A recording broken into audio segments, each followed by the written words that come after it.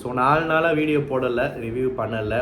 ஆனால் நேற்று நான் நேற்று வீடியோ போட்டிருக்க வேண்டியது, நேற்று ரிவ்யூ பண்ணியிருக்க வேண்டியது. ஆனால் நேற்று எபிசோடு பார்த்துட்டு இருந்தப்போ சரியான தூக்கம் வந்துருச்சு. அதுக்கு காரணம் நேற்று எபிசோடு தான். ஸோ என் மேலே யாரும் கோவப்படாதீங்க. நீங்களே நிறைய பேர் தூங்கியிருப்பீங்கன்னு நினைக்கிறேன். நேற்று எபிசோடு பார்த்து செம தூக்கம் வந்திருக்கும். இன்றைக்கி எபிசோடு பார்த்து பாதி தூக்கம் அப்படியே ஒரு மாதிரி அந்த ஃபீல் வந்திருக்கும். ஏன்னா சத்தியமாக இது என்னது இந்த மாப்பு டூப்பு குக்கு அந்த பேரை கூட நோட் பண்ணி வச்சுன்னு நினைக்கிறேன். சோறு சோப்பு மாப்பா எந்த கருமம் முடிச்சான் இந்த டாஸ்க் கண்டுபிடிச்சான்னு தெரில. ஒரு வாரமாக அறுக்கணும்னு முடிவு பண்ணிட்டானுங்க. 2 நாளாக அறுத்து சாவடிக்கிறானுங்க. உண்மையாகவே ரீகேப்பெல்லாம் எடுத்து வச்சுருந்தேன். 3 நாளாக எபிசோடு சண்டே மண்டே டியூஸ்டே எபிசோட்ஸ்லாம் என்ன பற்றி பேசணும் அதை பற்றி ஒரு ரீகேப் மாதிரி பேசிவிட்டு அப்படியே கரண்ட் எபிசோட்லேருந்து அப்படியே ரிவ்யூ ஸ்டார்ட் பண்ணலான்னு பார்த்தா நேற்று உண்மையாகவே நேற்று எபிசோடை பார்த்துட்டு அப்படியே மூட் ஆகிடுச்சு. என்னத்தடா அப்படின்னு சொல்லிட்டு உண்மையாகவே தூங்கிட்டேன். டெய்லி அப்படியே தூங்கிட்டு இருக்க முடியாதுன்னு சொல்லிட்டு கண்டிப்பாக ரிவ்யூ திரும்ப பண்ணும் இல்லையா. ஸோ இன்றைக்கி வந்தாச்சு. ஸோ இந்த சண்டே மண்டே டியூஸ்டே ஹைலைட்ஸ் பார்த்துட்டு இன்றைக்கி ரிவ்யூ இன்றைக்குள்ள எபிசோடு பற்றியும் பேசலாம். அதில் மெயினாக பார்த்தீங்கன்னா சண்டே எபிசோடில் வியானாவோட ட்ரெஸ்ஸு சூப்பராக இருந்துச்சு, ரொம்ப க்யூட்டாக இருந்துச்சு, எனக்கு ரொம்ப பிடிச்சிருந்துச்சு.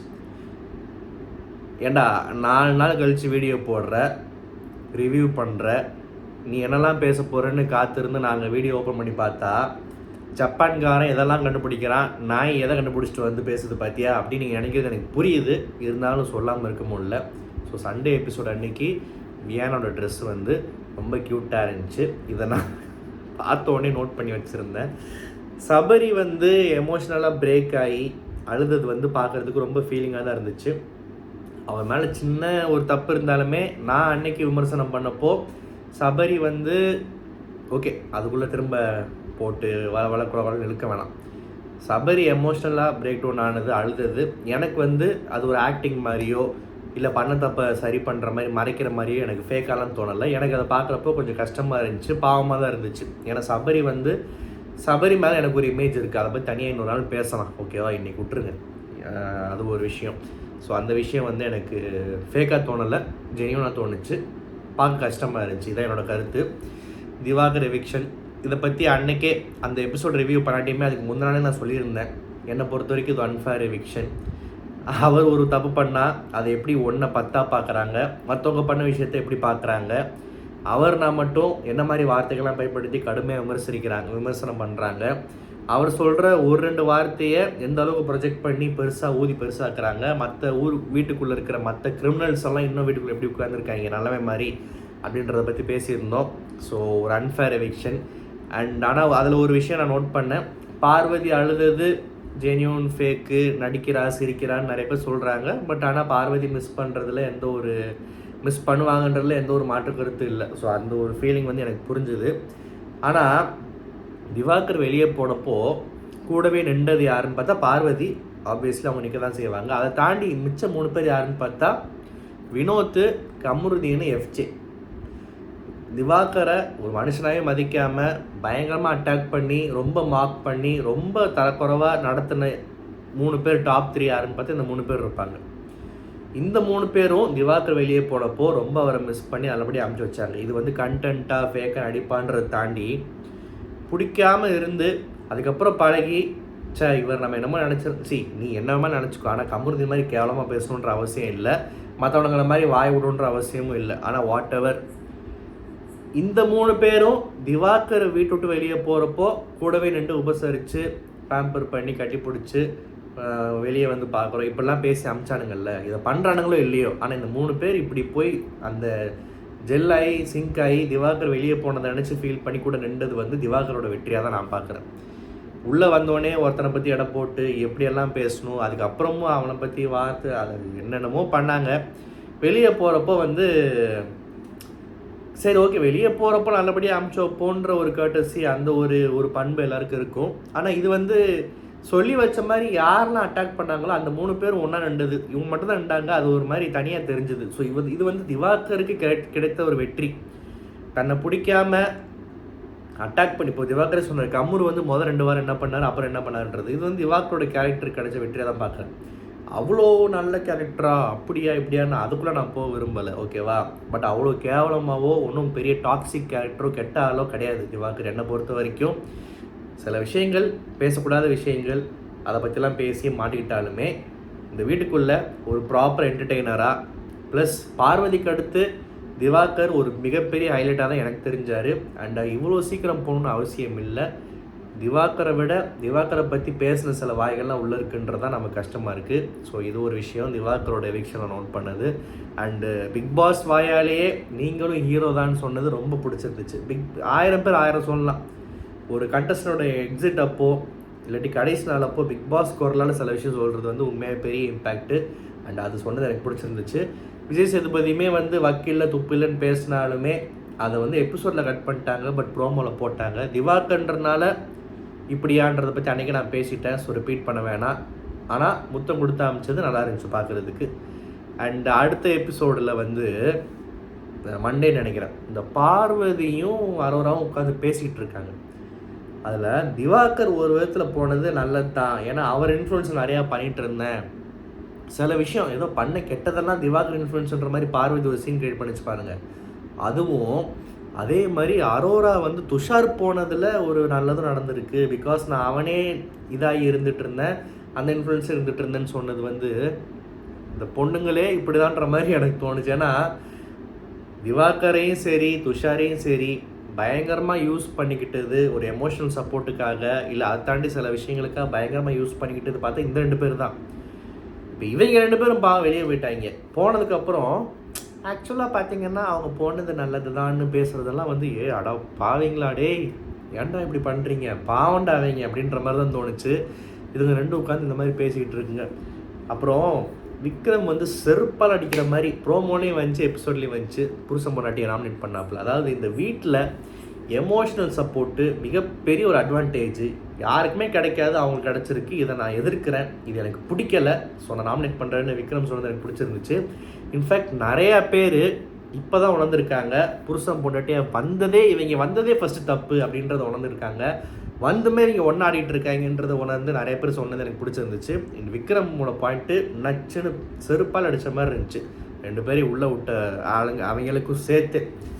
சுபிக்ஸா வந்து சாண்ட்ராவை நாமினேட் பண்ணது நிறைய பேர் கேஷுவலாக தாண்டி கடந்து போயிருக்கலாம். பட் அந்த ஓப்பன் நாமினேஷன்ஸில் வீட்டுக்குள்ளே நடந்தப்போ ஒரு விஷயம் நோட் பண்ணிங்களா, சில பேர் இன்ஃபேக்ட் நிறைய பேர் ரொம்ப கம்ஃபர்டபுளாக கொஞ்சம் தூரமாக இருக்கிறவங்க, வெளியே உட்காந்துட்டு சாப்பிட்டுட்டு இருந்தவங்க, யாரை பக்கத்துலேயே வச்சுக்கிட்டு நாமினேட் பண்ண அன்கம்ஃபர்டபுளாக இருக்குமோ அதெல்லாம் ஈஸியாக தாண்டிட்டு வேறு மாதிரி பண்ணிட்டு இருந்தாங்க. சுபிக்ஷா பக்கத்துலேயே இருந்துச்சு.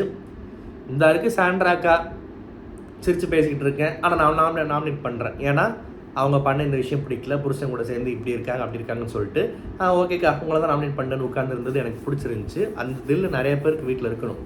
உட்காந்து நாமினேஷன்ஸ் டிஸ்கஸ் பண்ண குரூப்பையுமே கேள்வி கேட்டுச்சு அந்த பொண்ணு, இது தப்பு இல்லையா அப்படின்னு சொல்லிட்டு.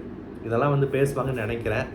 அண்ட் இந்த ரம்யா வந்து உண்மையாகவே ஒரு இன்ஸ்பைரிங்கான செலெக்ஷனு, லைஃப்பில் ரொம்ப கஷ்டத்தை பார்த்துட்டு வந்த பொண்ணு, இந்த பிக் பாஸ் மேடை கண்டிப்பாக தேவை அப்படின்னு சொல்லிட்டு நான் ரொம்ப பாராட்டி எதிர்பார்த்த ஒரு கண்டஸ்டன்ட்டு அந்த ஏவி பார்த்துட்டு. ஆனால் இது உட்காந்துட்டு சரியான டம்மி பீஸாக இருக்குது. டம்மி பீஸாக இருக்கிறது கூட பரவாயில்ல, சிக்கன் திங்க ஆசைப்பட்றேன், மட்டன் திங்க ஆசைப்பட்றேன், வெளியே போயிடுவேன்னு நினச்சேன் அப்படின்னு நினச்சி ஃபீல் பண்ணுற ஆளுங்கள்லாம் எதுக்குடா அனுப்புகிறீங்க? ஒரு வாய்ப்போட முக்கியத்துவம் தெரியாத தற்குறிகளை அமைச்சு ஷோவே அசிங்கப்படுத்துகிற மாதிரி இருக்குது. இதெல்லாம் இன்னும் 2-3 பேர் நல்லா ஆட வேண்டிய, இப்போ ஒரு ஆதிரை, திவாகர் இந்த மாதிரி கண்டஸ்டன்ஸ் எல்லாம் வெளியே போகிறப்போ இந்த ரம்யாலாம் வீட்டுக்குள்ளே உட்காந்துருக்கு பாருங்களேன். இதெல்லாம் வந்து எந்த கர்மம் பிடிச்ச காட்டேரிக்கு பிறந்த ஓட்டு போகிறான்னு சத்தியமாக புரியலை. என்ன இளவுக்கு ஓட்டு போடுறாங்கன்னு சத்தியமாக தெரியல. அவ்வளோ இரிட்டேட்டிங்காக இருக்குது பார்க்குறதுக்கு. விஜய் சேதுபதியோட பையன் வந்து இருந்தாப்புல, நியாயமாக பார்த்தா இவரெல்லாம் வந்து சோஷியல் மீடியாலேயோ யூடியூப்லேயோ ஏதாவது ஒரு திறமையை காமிச்சிட்டு படிப்படியாக அப்புறம் பிக் பாஸில் கஷ்டப்பட்டு ஒரு 5-6 வருஷம் கழிச்சு ஒரு இடத்த பிடிச்சி அப்புறம் அதில் நல்லா விளையாண்டு அப்புறம் வெளியே போய் படம் சான்ஸ் கிடச்சி அதில் ஏதாவது வந்து அப்புறம் வீட்டுக்குள்ளே ப்ரொமோஷனுக்கு வர வேண்டிய ஆள். ஜஸ்ட் பிகாஸ் விஜய் சேதுபதி பையன்றனால டைரெக்டாக ஒரு படத்தை தூக்கிட்டு வீட்டுக்குள்ளே வந்துட்டாப்புல. ஏற்கனவே ஒரு படம் அடித்தாப்புல ஓடல் நினைக்கிறேன், பையனை வச்சு செஞ்சாங்க பாவம். வாட் எவர், அவரே ஒத்துக்கிட்டார், ரொம்ப ஈஸியாக கிடச்ச வாய்ப்பு எனக்கு இது அப்படின்னு சொல்லிட்டு. ஸோ நல்லா இருப்பா, பார்ப்போம் எப்படி இருக்குன்னு, என்ன பண்ண போகிறான்னு பொறுத்து இருந்து பார்க்கலாம். வந்துட்டு போனாப்புல கூடிய சீக்கிரம் அவரே கண்டஸ்டண்ட்டாக கூட வரலாம். ஓகே. அப்புறம் வந்து நேற்று உண்மையாகவே இந்த சோப்பு மாப்பு இந்த சோறு இந்த டாஸ்க் எனக்கு சத்தியமாக இந்த டாஸ்க் என்னன்றதை புரிஞ்சுக்கிறதுக்கு எனக்கு இன்ட்ரெஸ்ட்டும் இல்லை. இதில் இருக்க ரூல்ஸ் ரெகுலேஷன்ஸ் கர்மத்தை பற்றி யோசிக்கிறதுக்கு எனக்கு மூளைக்கும் வந்து டைம் கொடுக்கவும் தோணலை. இதை பற்றி என்ன பேசுறதுன்னு எனக்கு புரியலை. என்னமோ நடக்குது. திடீர்னு பார்த்தா அங்கே ஒருத்தங்க டான்ஸ் ஆடுறாங்க, இங்கிட்ட ஒருத்தர் பாட்டு பாடுறானுங்க, என்னென்னமோ பண்ணுறானுங்க. ஐயோ என்னடா இது எல்லாமே பைத்தியமாக இருக்குன்னு சந்தானம் சொல்கிற மாதிரி தான் எனக்கு இந்த டாஸ்கே தோணுது. அண்டு உண்மையாகவே இன்றைக்கி எபிசோடில் உருப்படியான விஷயம் என்னென்னா, பூர்ணிமா சாரி கட்டு வந்ததாச்சு. இது பூர்ணிமா வந்தது தான் சாரி கட்டு வந்தது. அடுத்து அது வந்து நம்மளோட, நான் சொல்லுவேன்ல அப்பப்போ நமக்கு சில பேரை பிடிக்கும், அதை சொல்லிடுவோம். ஆனால் அவங்க நல்லா வாட மாட்டானுங்க, நம்ம வாயிலே விழுவாடுங்கன்னு. அதில் வந்து இது ஒரு லிஸ்ட்டில் சேர்ந்தது. இருந்தாலும் அந்த எல்லோ சாரீ ரொம்ப அழகாக இருந்துச்சு. ஏன்னா படத்துக்கு பேர் எல்லோ. ஓகே, பூர்ணிமா வச்சு படம் எடுத்திருக்காங்க, ஒரு லோ பட்ஜெட் படமாக இருக்கும், ட்ரெய்லர் என்ன பெருசாக இருந்துட்டு போகுது அப்படின்னு நினச்சி தான் பார்த்தா, உண்மையாகவே வந்து நம்ம பொண்டாட்டி சொன்ன மாதிரி ஹீரோயின் ஓரியன்ட் சப்ஜெக்ட் கிடைக்கிறதெல்லாம் பெரிய வரப்பிரசாதம். அதில் இந்த ட்ரெய்லர் பார்க்கறதுக்கு நல்லா இருந்துச்சு, அந்த ஃபில்ம் மேக்கிங்கே நல்லா இருந்துச்சு. ஏதோ புது முகத்தை வச்சு எடுக்கிற மாதிரி ஒரு ஃபீலே இல்லை. உண்மையாகவே பூர்ணிமாவுக்கு நல்ல ஒரு ஜாக்பாட் லக் அடிச்சிருக்கு. அதை நல்லா யூஸ் பண்ணி நல்லா அடிச்சிருக்குன்னு நினைக்கிறேன். ட்ரெய்லரில் பார்க்குறப்போ பூர்ணிமா ஆக்டிங் நல்லா தான் இருக்குது. ஸோ வந்து உண்மையாகவே கூட இருக்கிற ஸ்டார் காஸ்ட்டும் பார்த்திங்கன்னா டெல்லி கணேஷ் இருக்காப்புல, பிரபு சாலமன் இருக்காப்புல. பரவாயில்லையே பூர்ணிமா, எங்கேயோ போய் ஏதோ சாதிச்சிட்டேன்ற மாதிரி தான் தோணுச்சு. நல்லா இருந்துச்சு பார்க்குறதுக்கு. ஸோ பூர்ணிமாவோட வருகை இன்றைக்கி எபிசோடில் நடந்த ஒரே ஒரு உருப்படியான காரியம். இந்த வாரத்திலேயே உருப்படியான காரியம் கூட சொல்லலாம். தெரில, அடுத்த 3 நாள் 2 நாள் இன்னும் 1 நாளா இதெல்லாம் எப்படி போகுதுன்னு சொல்லிட்டு.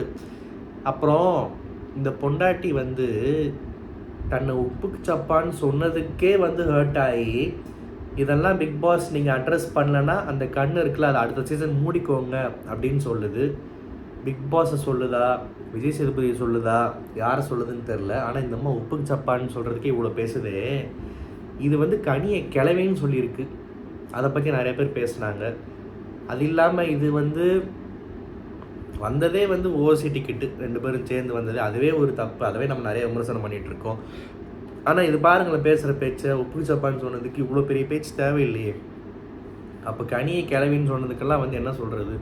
இந்த கனியை கிளவின்னு சொன்னதை நான் எபிசோடில் பார்க்கலை, என் கண்ணில் படலை. லைவில் எங்கேயும் சொல்லிச்சுன்னு நினைக்கிறேன். பட் ஆனால் அந்த கிளிப்பிங்ஸும் பெருசாக எனக்கு தெரில. பட் ஆனால் சொல்லியிருக்குன்றதை நிறைய பேர் சொன்னாங்க. அது ஏன் சொல்லிச்சு, எதுக்கு சொல்லிச்சுன்னு தெரிஞ்சால் கமெண்ட்டில் சொல்லுங்கள். நிறைய பேர் சொல்கிறீங்க கமெண்ட்டில் எதுக்குப்பா சில விஷயத்த கேட்குற, நீ தானே ரிவ்யூவர், நீ தானே பார்க்கணும்னு சொல்லிட்டு. ரிவ்யூவரு ஆடியன்ஸ்லாம் வேறு இல்லை, எல்லோரும் ஒன்று தான். கேமரா இருக்குதுன்னு சொல்லிட்டு ஓப்பன் பண்ணி பேசுகிறவன் ரிவ்யூவர்னு ஒரு பேரை வச்சுக்கிறான் தனக்கு. அது இல்லாமல் வீட்டில் பேசுகிறவன், ஃப்ரெண்ட்ஸில் பேசுகிறவன், ஆஃபீஸில் பேசுகிறவன் வந்து ஆடியன்ஸ்னு சொல்கிறான். என்ன கேட்டால் ரெண்டுமே ஒன்று தான். நான்லாம் பிக் பாஸ் சீசன் 1லேருந்து ரிவ்யூ தான் பண்ணிகிட்டு இருக்கேன். ஒரு 3 வருஷம் வந்து ஃபேஸ்புக்கில் ஃப்ரெண்ட்ஸ்கிட்ட பண்ணி ரிவ்யூ பண்ணிகிட்டு இருந்தேன். 4வது வருஷத்துலேருந்து யூடியூப்பில் பண்ண ஆரம்பித்தேன். இவ்வளோ தான் வித்தியாசம். அதனால் ஒருத்தவங்களுக்கு ஒன்று தெரிலன்னா அது தெரிலன்னு சொல்கிறது தான் மிகப்பெரிய மரியாதையாக நான் நினைக்கிறேன். நான் மரியாதைன்றேன், நல்ல குவாலிட்டி நான் நினைக்கிறேன். நமக்கு தெரில, ஆனால் அது சொல்லிச்சுன்னு மட்டும் எனக்கு கேள்விப்பட்டேன். ஏன் சொல்லிச்சு, எதுக்கு சொல்லிச்சுன்றதை கமெண்ட்டில் சொல்லுங்கள், தெரிஞ்சுக்கலாம். அதுக்கேற்ற மாதிரி வச்சு செஞ்சுக்கலாம். இந்த ரிவ்யூ உங்களுக்கு பிடிச்சிருந்தா மறக்காம சேனல் சப்ஸ்கிரைப் பண்ணுங்கள். வியானோட ட்ரெஸ்ஸும் பூர்ணிமாவோட சாரியும் பிடிச்சிருந்தா கமெண்ட்டில் சொல்லுங்கள். பிடிக்கலன்னா சப்ஸ்கிரைப் பண்ணாதீங்க. நன்றி, வணக்கம்.